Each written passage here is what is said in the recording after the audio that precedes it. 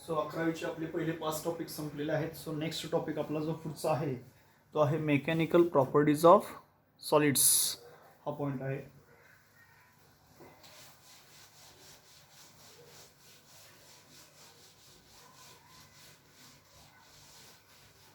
So next आपला 11वीचा 6वा टॉपिक जो आहे तो आपण पाहतोय mechanical properties of solids. Mechanical properties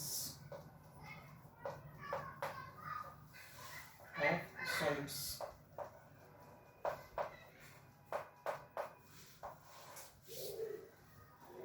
so mechanical properties of सॉलिड्समध्ये हा जो आपला नेक्स्ट पॉईंट आहे 11th. So next topic number 6. काय काय पॉईंट आहे त्याच्यामध्ये. सो फर्स्ट पॉईंट याच्यामध्ये इंट्रोडक्शन दिलेलं आहे.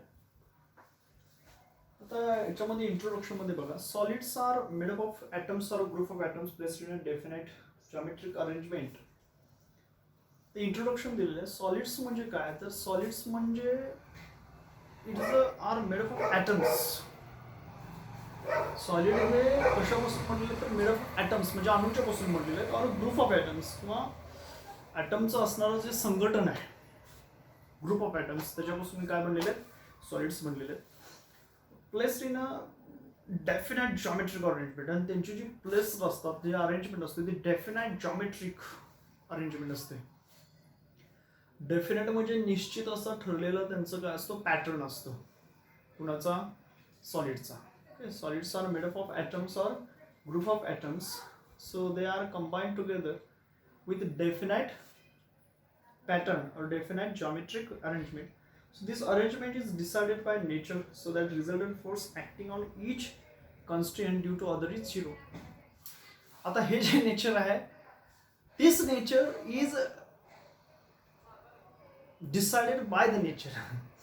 त्यांचं असणारे जे काय नेचर आहे, this arrangement is decided by nature, so that the resultant force acting on each constraint due to other is 0. So त्यांच्यावरती असणारा जो रिझल्टंट फोर्स आहे, जो इतर आणि each constant due to other is 0. So त्यांच्यावरचा रिझल्टंट फोर्स काय असतो, 0. So this is the equilibrium state of solid. ही सॉलिडची काय आहे, एक प्रकारची असणारी इक्विलिब्रियम स्टेट आहे. So this is equilibrium state of solid. So the given equilibrium arrangement does not change with time. आता ही जी असणारी जी काही इक्विलिब्रियम अरेंजमेंट आहे ही विथ टाइम काय होणार नाही, चेंज होत नाही. So this arrangement does not change with time. So therefore solid म्हणजे तुमच्या लक्षात आलं असेल, सॉलिड म्हणजे which has a fixed state or fixed arrangement.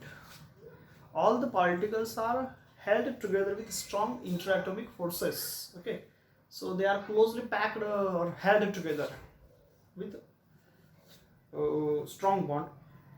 So the given equilibrium arrangement does not change with time, so it can change only when external stimulus. आता ते बदलतात केव्हा, जर त्याच्यावरती आपण एक्सटर्नल स्टिम्युलस किंवा एक्सटर्नल फोर्स काय अप्लाय केला असेल तर ते काय जसं जनरली इंट्रोडक्शनचा पार्ट आहे, जसं की like a compressive force from all sides. समजा त्याच्यावरती आपण सर्व बाजूनी जर कॉम्प्रेसिव्ह फोर्स दिला, अच्छा, तर ते चेंज होऊ शकतं, सॉलिडचा शेप चेंज होऊ शकतो. So it applied to it to solid. So constituents vibrate. त्याचे असणारे जे कॉन्स्टिट्युएंट्स आहेत, घटक आहेत, ते काय होतात, vibrate about their equilibrium positions. त्याचे असणारे कॉन्स्टिट्युएंट्स त्याच्या इक्विलिब्रियम पोझिशनमध्ये व्हायब्रेट होतात.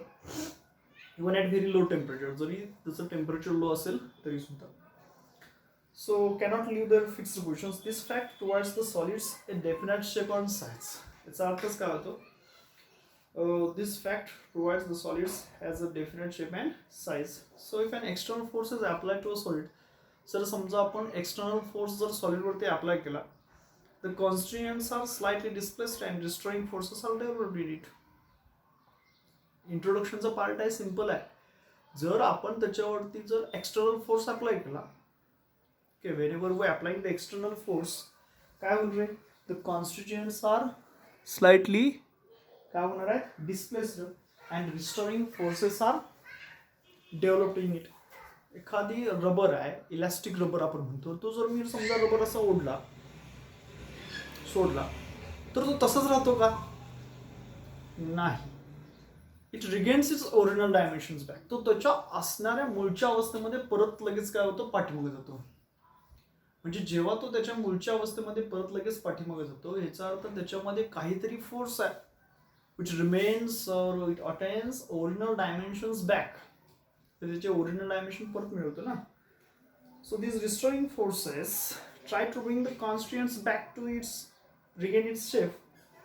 So when deforming forces are removed, समजा त्याच्यावरती ऍक्ट असणारे डिफॉर्मिंग फोर्सेस जर आपण रिमूव्ह केले, काढून टाकले, when the deforming forces are removed, the interatomic forces tend to restore the original positions. त्याच्यामध्ये असणारे जे interatomic forces आहेत ते काय करतील? Okay, when deforming forces are removed, the interatomic forces tend to restore original positions of the molecules and thus the body regains its original shape and size. So however, as we will see later, this is possible only within elastic certain limits. So the form of a body is decided by its size and shape. काय म्हटलं बघा? The form of a body म्हणजे जे फॉर्मची body तयार होते, the form of a body is decided by its size and shape. Example बघा, tennis ball असेल, football असेल. ओके, बोथ कसे आहेत रे? टेनिस बॉल किंवा football like a spherical. So they have the same shape. याचा अर्थ त्यांचा जो शेप आहे तो कसा आहे? सेम आहे. Both they have the same shape. Okay, so but a tennis ball is smaller in size than a football.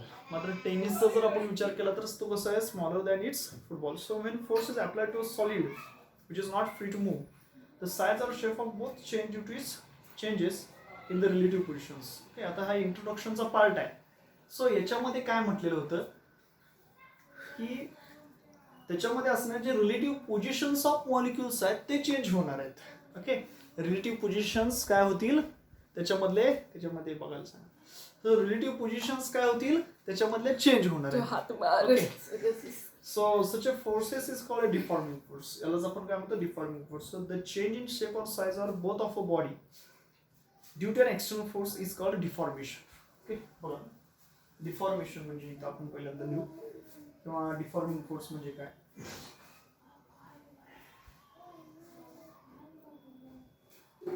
The change in shape or size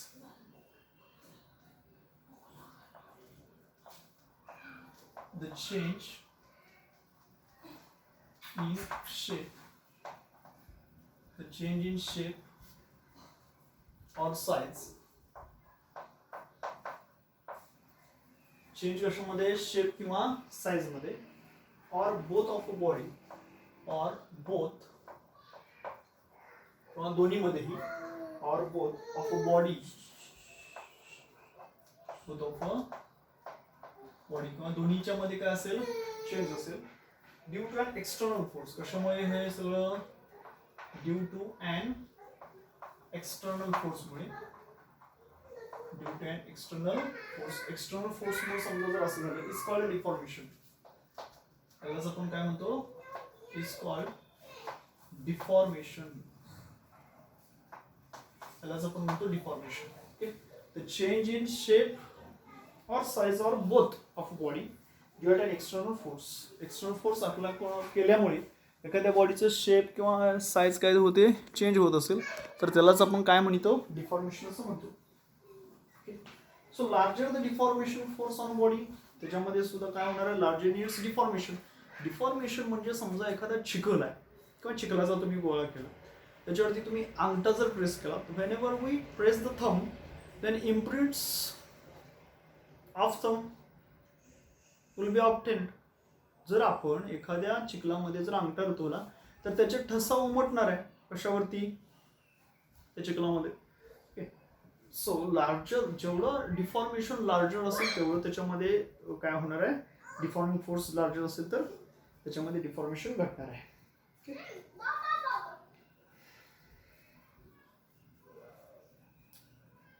so whenever we giving a force, okay, whenever force is applied to a body, due to this it change its shape and size. This called as a deforming force.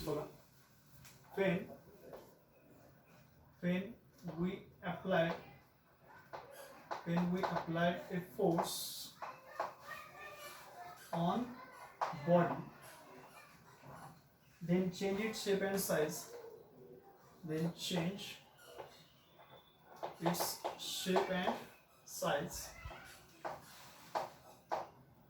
काय म्हटलं बघा, when we apply a force on body then change its shape and size is called, त्यालाच आपण काय म्हणणार आहे, is called deforming force.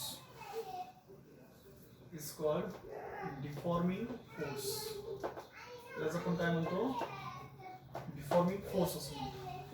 म्हणजे काय बघा, when we apply a force on a body then change its shape and size is called as deforming force. त्यालाच आपण काय म्हणणार आहोत, डिफॉर्मिंग फोर्स असं म्हणणार आहोत. Okay, so deformation could be in the form of a change in length of a body wire, change in volume of object or change in shape of body. आता deformation ही काय फक्त याच्याशी निगडीत नसेल, कशाशी, साईज, डिफॉर्मेशन लेंथशी निगडीत असू शकते. म्हणजे त्याची समजा एखाद्या बॉडीवरती तुम्ही फोर्स अप्लाय केला, त्याची लांबी वाढू शकते, किंवा त्याचा असणारा शेप चेंज होऊ शकते, किंवा त्या बॉडीचं असणारं व्हॉल्यूम बदलू शकतं. बरोबर आहे का. डिफॉर्मेशन म्हणजे काय, the change in size or shape or both of a body whenever we applying external force. The change in shape or size of body due to an external force is called deformation. And when we apply a force on a body then change its shape or size, this force is called as a deformation force. Larger deforming force is applied, larger deformation takes place. Due to this deformation body changes its length. समजा त्या deformation त्याची apply केलं, त्याची लांबी बदलू शकते, त्याच्यामध्ये असणारे त्याचा व्हॉल्यूम चेंज होऊ शकतो, किंवा त्याच्यामध्ये त्याचा व्हॉल्यूम बदलेल, लांबी बदलेल, किंवा त्याचा शेप बदलू शकतो. Okay sir, we know that when a deforming force is apply to a rubber band. समजा एखादा, मगाशीच मी बोललो, समजा जर आपण त्या रबर बँडवरती जर डिफॉर्मिंग फोर्स जर दिला असेल, सो इट गेट्स डिफॉर्म. तो रबर बँड काय होईल, डिफॉर्म होईल. पण after whenever we remove the force it regains its original dimensions due to its internal restoring force. Okay, तुम्हाला समजा एखादी गोष्ट सारखी सांगितली, ही करा हे करा, पण त्याच्यामध्ये तुमचा काहीतरी मूळचा अंतर्गत विरोध असतोच त्या गोष्टीला. रिस्टोरिंग फोर्स, चेंज करायचं नाही स्वतःचा स्वभाव किंवा स्वतःला जे काय करायचं त्याच्यामध्ये तुम्ही दुसऱ्याचा म्हणजे सुरुवातीची मानसिकतेचा मी बद्दल बोलतोय, तुम्ही चेंज होणार नाही असं नव्हे. म्हणजे त्याच्यामध्ये तुम्ही काहीतरी थोडासा तुमचा विरोध असतो नवीन करण्यासाठी काहीतरी. बरोबर आहे का. यालाच आपण काय म्हणतो, इंटरनल रिस्टोरिंग फोर्स. आता आहे कसं, हे आपलं जनरली बोलू. समजा मी रबर बँड जर समजा स्ट्रेच केला, applying force on both sides, तो रबर बँड काय होईल, त्याच्यामध्ये फोर्स अप्लाय केल्यामुळे त्याची लेंथ वाढेल, it will be lengthened. Okay, but whenever we remove the force it regains its original dimensions back, so due to its restoring force. So तेच आपण इथं म्हटलं, we know that when a deforming force or stretching is applied to rubber band, so it gets deformed or elongated, but when the force is removed it regains its original length. So when a similar force is applied to a duff or a clay, समजा हा similar force जर आपण एखाद्या डफ वरती apply केला, किंवा clay म्हणजे हे असेल, बरोबर, क्ले चिकनचं कसं आपण म्हणतो तसं, तर is also gets deformed but it does not regain its original dimension. समजा चिखलावरती जर तुम्ही डिफॉर्मिंग फोर्स अप्लाय केला, क्लेवरती, मडवरती, आणि तो रिमूव्ह केला, तर ते काय ओरिजिनल डायमेन्शन मध्ये परत येतं का, नाही येत. ओके, सो ते काय होणार नाही, but it does not regain its original shape and size. ते परत त्याच्या ओरिजिनल शेप आणि साईज मध्ये रिगेन होणार नाही after removal of different force. So these observations indicate that rubber and clay are different in nature. So the property that decides the nature is called elasticity or property. मग अशी property की जी काय decide करते, हे nature त्याचं, यालाच आपण elasticity किंवा प्लास्टिसिटी असं म्हणणार आहोत. सो आता याच्यामध्ये आपलं बिहेवियर बघायचे. सो फर्स्ट पॉईंट आपला इथं आहे, आणि इथून पुढं आपलं ह्याच्यामधला टॉपिकचा जो मेन पार्ट आहे फिजिक्स, ते आपलं चालू होतं. ओके, फर्स्ट पॉईंट काय म्हटलंय बघा आता, elastic behaviour of solids. 6.2 topic मधला elastic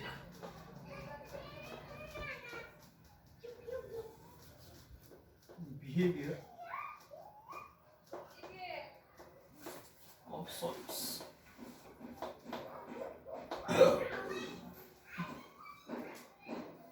Elastic behavior of solids. आता काय आहे elastic behavior of solids? The body regains its original shape and size after removal of deforming force.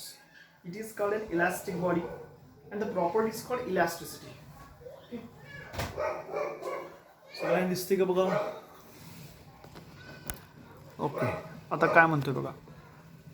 काय आहे त्याची डेफिनेशन होते? Elasticity. If body regains its original shape and size. If body regains its original shape and size. If body regains its original shape and size, body काय होते त्याच्या मूळच्या shape आणि size मध्ये पाठी मिळते. कधी body remains it's original shape and size after removal of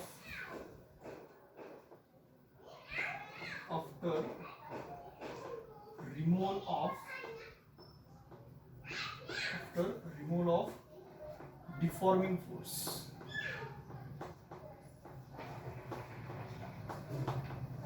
म्हणजे जेव्हा आपण डिफॉर्मिंग फोर्स जो अप्लाय केलेला फोर्स आहे त्या बॉडीवरचा समजा काढून टाकला तर लगेच ती बॉडी काय होते त्याच्या मूळच्या शेप आणि साईज मध्ये येते. The body regains its original shape and size after removal of deforming force. Such body is called as a elasticity. So it is called an elastic body and the property is called as elastic. Okay. So it is called as elastic body and त्याला आपण काय म्हणतो elastic body असं म्हणतो. जी elastic body असेल ती आणि the property is called elasticity and the property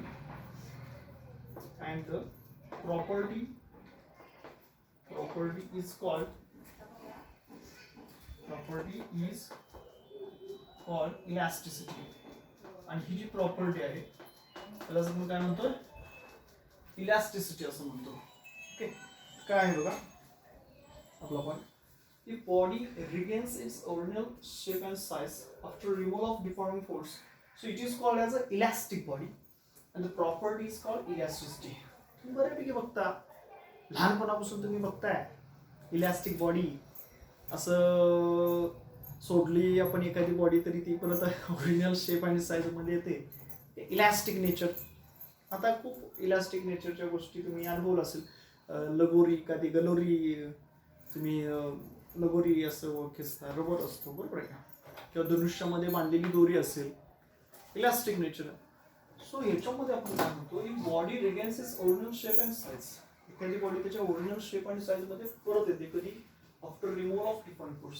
त्याच्यावरचा आपण डिफॉर्मिंग फोर्स काढून टाकला तर बॉडी ओरिजिनल शेप आणि साईज मध्ये परत पाठीमागे येते. So it is called as elastic body. आज आपण काय म्हणणार आहोत इलास्टिक बॉडी असं म्हणतो and the property is called elasticity. आणि ही जी प्रॉपर्टी आहे त्यालाच आपण काय म्हणतोय इलास्टिसिटी असं म्हणतो. त्याच्यामध्ये आपल्याला काही एक्झाम्पल काय दिलेत. So restoring forces are strong enough to bring the displaced molecules to their original positions. Example बघा इलास्टिक मटेरियलमध्ये मेटल्सचा समावेश केलेला आहे. काय म्हटलं बघा इलास्टिक मटेरियल्स आर मेटल्स म्हणजे धातूला सुद्धा इथं इलास्टिक मटेरियल म्हटलेलं आहे. रबर असेल क्वार्ट्स तुम्हाला माहिती आहे. Okay. So metals rubber quartz हे त्याचे एक्झाम्पल आहेत. If a body regains its original shape and size completely and instantaneously upon removal of deforming force, then it is to be perfectly elastic. आता perfectly elastic ही actually ideal concept आहे. Perfectly इलास्टिकचं आपण म्हणजे एक ideal concept आहे. If a body regains its original shape and size completely कशी काय म्हटले बघा की body regains its original shape and size completely. ती एखादी बॉडी ओरिजिनल शेप आणि साईज मध्ये कम्प्लीट होते आणि इन्स्टंटेनियस लगेच. Depend upon removal of deforming force. म्हणजे डिफॉर्मिंग फोर्स आपण काढून टाकल्या कम्प्लिटली ती बॉडी काय होते त्याच्या ओरिजिनल शेप आणि साईज मध्ये इन्स्टंट लगेच येते. तर त्याला परफेक्टली इलास्टिक शब्द दिलेला आहे. काय म्हटलं बघा इथं, परफेक्टली इलास्टिक. Perfectly elastic. अच्छा, सो परफेक्टली इलास्टिक त्याला म्हटलेलं आहे त्यांनी.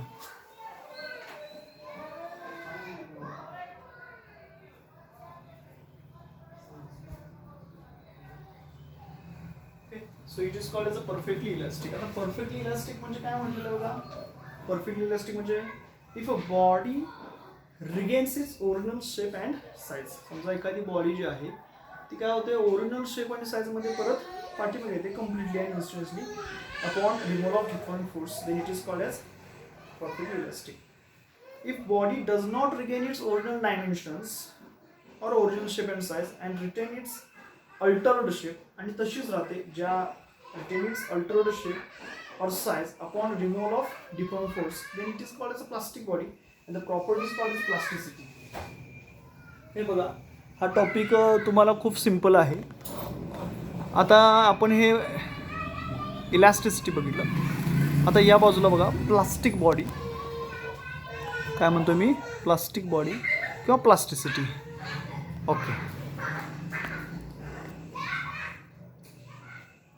तर काय ही कन्सेप्ट आहे.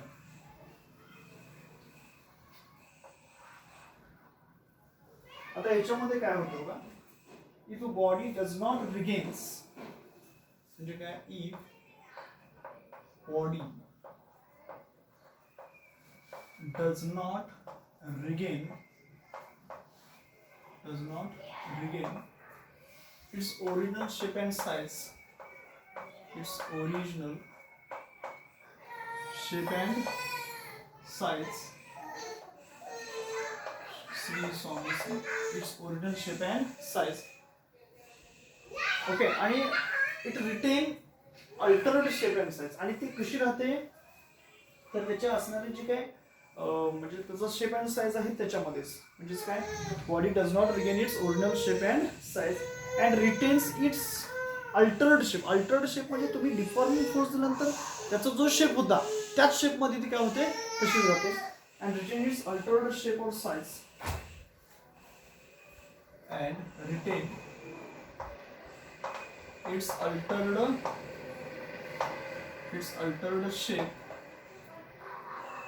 shape and size after removal of deforming force.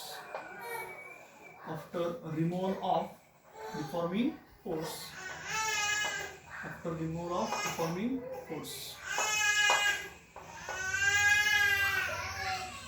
म्हणजे जरी आपण त्याच्यामध्ये असणारा डिफॉर्मिंग फोर्स काढून टाकला असेल तरी बॉडी ती त्याच्या ओरिजिनल शेप आणि साईज मध्ये परत येत नाही किंवा रिटेन राहते तशीच. कशी, जसं त्याचा शेप आता चेंज झालेला आहे त्या शेपमध्येच ती राहत असेल. तर याला आपण म्हणतो, so it is called,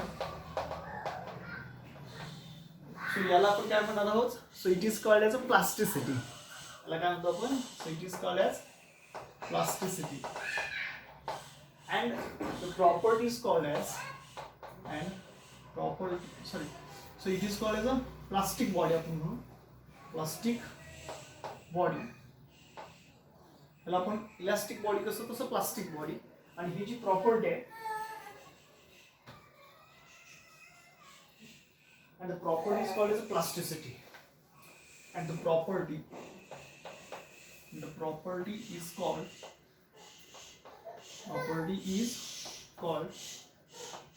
plastic body. आणि ही जी प्रॉपर्टी आहे त्याला प्लास्टिसिटी, त्याचा जो गुणधर्म आहे तो. ओके, एकदा फोर्स आपण अप्लाय केला त्याच्यामध्ये काहीतरी चेंज झाला तर तो परत पाठीमागे त्या ओरिजिनल पोझिशन मध्ये येणार नाही. So if body does not regain its original shape and size, so retain its altered shape or size upon removal of deforming force.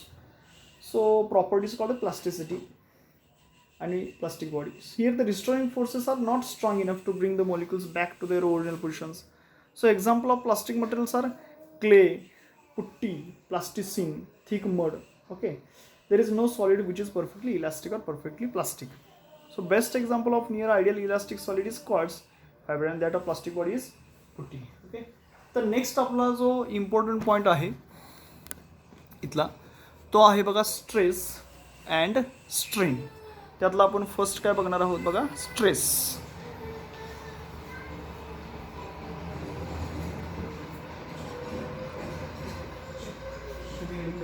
Stress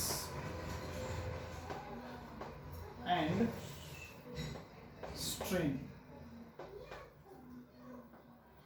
आता स्ट्रेस म्हणजे काय आणि स्ट्रेन म्हणजे काय हे आपल्याला इथं बघायचं आहे. So elastic properties of body are describe in terms of stress and strain.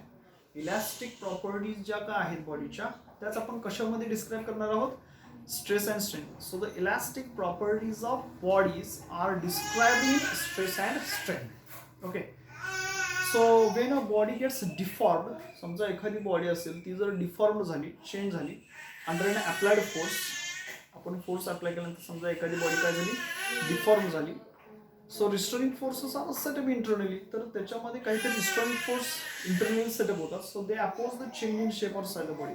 ते काय करतात, जे they oppose change in shape or size of body. So when body is in equilibrium in its altered shape or size, deforming force and restoring force are equal and opposite. तर काय म्हटलेलं बघा, they oppose change in shape and size. एखाद्या बॉडीवरती तुम्ही deforming force apply केला तर ते चेंज जे काय होतं त्याला अपोज करतात. So in body is in equilibrium in its altered shape and size, त्याच्यामध्ये जर ती इक्विलिब्रियम असेल, so deforming force and restoring force are equal and opposite. So internal restoring force per unit area of body is called as a stress. Okay, stress म्हणजे इथं लिहितोय बघा मी, the internal restoring force per unit area, internal restoring force per unit area. Okay, so internal restoring force per unit area of body is called stress. याला आपण काय म्हणू शकतो, stress म्हणू शकतो. सो स्ट्रेस म्हणजेच काय, internal restoring force per unit area of body. Internal म्हणजे अंतस्थ, रिस्टोरिंग फोर्स म्हणजे अपोज करत असणारा force per unit area of body is called as a stress. त्याला आपण काय म्हणतो, स्ट्रेस असं म्हणतो. So stress is equal to काय असणार बघा, deforming force upon area. Deforming force upon, so internal stress is equal to काय म्हणू शकतो आपण, deforming force upon its area. So deforming force काय असणार आहे, F, force F upon its area.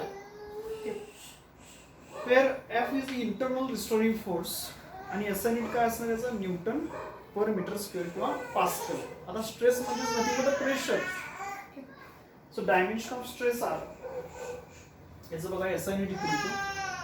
So SI unit is newton per metre square किंवा newton metre raise to -2 upon लिहिलं तरी चालू शकतं.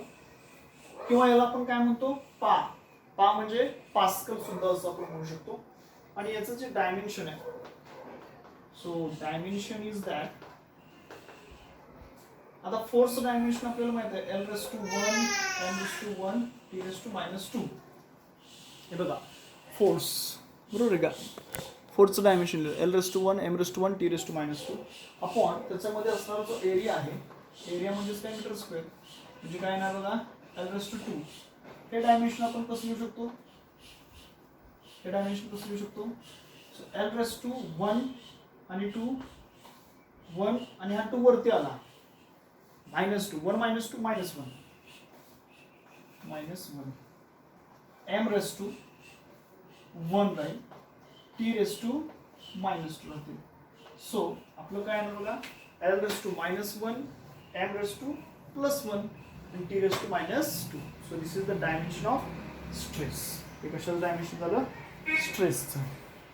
ओके, सो हा आपला पॉईंट कोणता आहे, स्ट्रेस. स्ट्रेस म्हणजे काय म्हटलं बघा, the the internal restoring force per unit area of body is called as a stress. So stress means deforming force upon area.